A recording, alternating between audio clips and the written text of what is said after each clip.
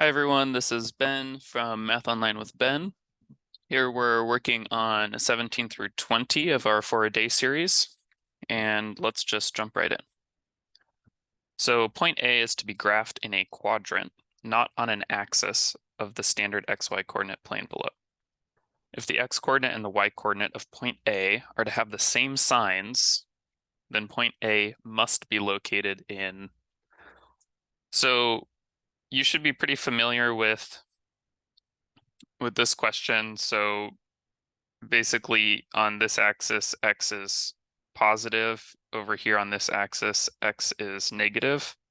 Here on this axis, y is positive, and here on this axis, y is negative. So if they need to have the same sign, either they're both negative or they're both positive, in which case they're both positive in quadrant 1 and they're both negative in quadrant 3. So we look for that answer, 1 or 3 only. All right, not so bad. Number 18 here, Reggie knows how to make 5 different entrees, 4 different side dishes, and 6 different desserts. How many distinct, complete meals, each consisting of an entree, a side dish, and a dessert, can Reggie make? All right. So it's nice just to break this down a little bit. If you're not familiar with these questions, I recommend just starting out thinking about this as a tree, kind of a tree plot. So if we're starting with the entrees, you can make 1, 2, 3, 4, 5 entrees.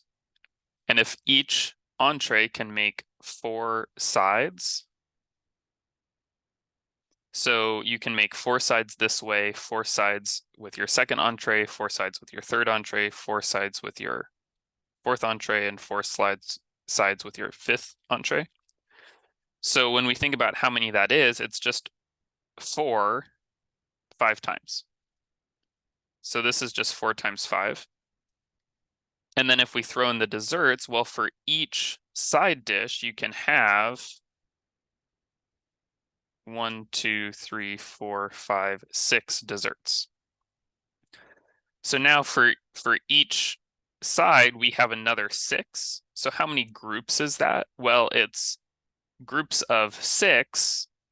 And then if you counted these out, you'd have 1, 2, 3, 4, 5, 6, 7, 8, 9, 10, 11, 12, 13, 14, 15, 16, 17, 18, 19, 20. So you'd have 6 grouped 20 times, which is just 4 times 5. So if we math this out, it's just the 5 entrees times the 4 sides times the 6 desserts. So that's 20 times 6, so we're looking for 120. All right. At a bottling plant, 10,000 liters of carbonated water are needed to produce 3,000 bottles of soda. How many liters of carbonated water are needed to produce 750 bottles of soda? So whenever I see 3 pieces of information given and they line up, so there's like liters of water and then bottles of soda, and then there's bottles of soda and we're looking for liters of water. So that just screams ratio to me. So I have 10,000, I want to make this pink, 10,000 liters of carbonated water per 3,000 bottles of soda.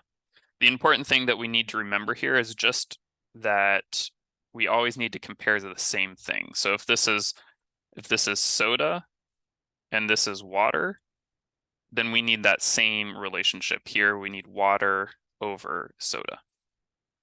So here the soda is 750, and we're looking for, it's asking how many liters of water are needed for this much soda. So to simplify this down, I'm just going to 10,000 over 3,000 is the same thing as 10 over 3. That makes my arithmetic a little bit easier here. I'm going to multiply both sides by 750 and punch that into my calculator. So 750 times 10 divided by 3, I'm looking at 2,500. And I see that as my answer choice here. I feel pretty good about that, and I'm gonna keep going. All right, number 20. If a rectangle measures 20 meters by 48 meters, what is the length in meters of the diagonal of the rectangle? Okay, well, this seems just like a pretty normal Pythagorean theorem problem. So here, they're giving us the relationship as a rectangle. So 20 on the short side, 48 on the long side, but they're asking us for the diagonal, which means we are finding the hypotenuse of this triangle. So, we can use calculators on this test. So we can just punch this in as the Pythagorean theorem. So we can do 20 squared plus 48 squared equals c squared. I'm going to add that up.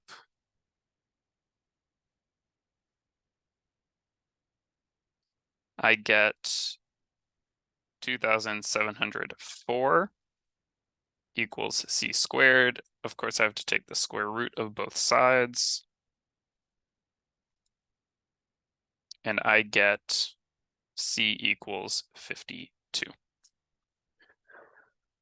Now, I do want to mention one other way that we can think about solving this. One thing that's nice to do with triangles is always to look if we have a special triangle. So if I take a look at this again, I'm going to try dividing these both by 4. So I have 5 and 12. And then if I know my special right triangles, the common one is 3, 4, 5. You should definitely remember that one. We also have a 5, 12, 13. And hopefully I'm right here. We'll find out in a second. So for 5, 12, 13, that would be the relationship. But since I divided by 4, I want to know what the original number was compared to 20 and 48. So I'll just times this by 4.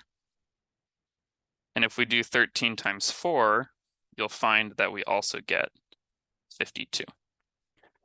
So sometimes it's easier for students to use the relationships, and you're always thinking about time also. So which method is going to be faster for you on the test?